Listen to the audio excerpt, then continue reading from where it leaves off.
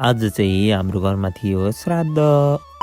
So hello family, सबजना सन्चै हुनुहुन्छ होला। म पनि एकदमै सन्चै नै छु। आज चाहिँ बिहानैदेखि भिडियो बनाएको थिएन। दिउँसो चाहिँ क्लासबाट आएर चाहिँ मैले भिडियो बनाइरहेको थिएँ। त्यस पछाडि क्लासबाट आएर चाहिँ लुगासुगा फेरेर चाहिँ म पनि लाग्यो अब ओछ्यान उठाउनतिर। बिहान चाहिँ हतार हतार भएकोले गर्दाखेरि ओछ्यान उठाउन पाएको थिइनँ। त्यस पछाडि अहिले आएर चाहिँ ओछ्यान उठाउँदैछु। अनि त्यस पछाडि ओछ्यान पनि उठाइसकेको थिएँ। त्यसबाट टक्कसँगले म पनि लाग्यो अब लुगा पट्याउनतिर। अनि इन्टरनेटमा हेरे जस्तै तरिकाले चाहिँ टक्कसँगले लुगा पनि पट्याएँ। अनि भन्दा भन्दै लुगा पट्याएर पनि सकिसकेको थियो। अनि सबै लुगालाई लिएर चाहिँ टक्कसँगले र्याकमा मिलाएर राखिदिए। अनि लुगासुगा मिलाएर पनि सकिसकेको थियो। अनि बाहिर त्यत्तिकै बसिरहेको थिएँ। आमाले चाहिँ सुजी बनाउन लाउनु भयो मलाई। किचनमा आएर हेरेको सबै कुरा रेडी भइसकेको थियो। भात, दाल, तरकारी अनि अचार पनि टक्कसँगले बनिसकेको थियो। अनि अब म पनि लागेँ अब सुजी बनाउनतिर।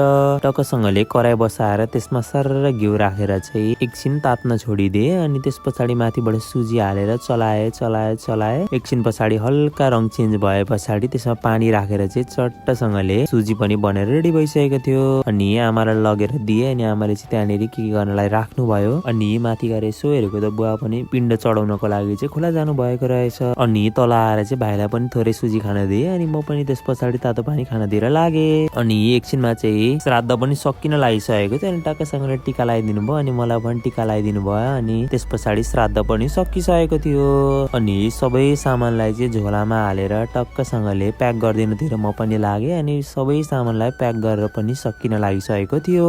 भन्दा भन्दै आफ्नो काम पनि मैले सकाइहालेँ। त्यस पछाडि खाना पनि खाने बेला भइसकेको रहेछ।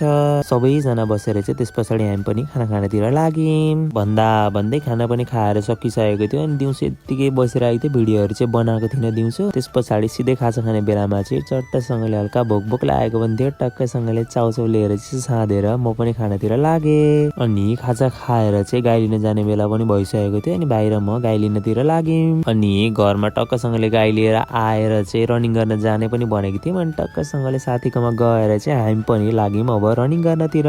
अनि अलि परसम्म चाहिँ हिँड्दै गयौँ। अनि अलि अगाडि गएर चाहिँ हामी पनि टक्कसँगले कुद्नतिर लाग्यौँ। आजको लागि यति नै। तपाईँहरूलाई मेरो भिडियो कस्तो लाग्यो कमेन्ट गर्न नबिर्सिनु होला। Thank you for watching.